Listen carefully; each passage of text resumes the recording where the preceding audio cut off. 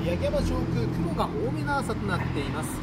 今朝はですね、全体的には穏やかな空模様というところが多くなっているんですが、大和町のニャンクルさんからは時折強めの風が吹いていますといただきました。今日この後西寄りの風が強まってきそうで強風に注意が必要なんですね。その風をもたらすのが北海道の東で発達する低気圧です。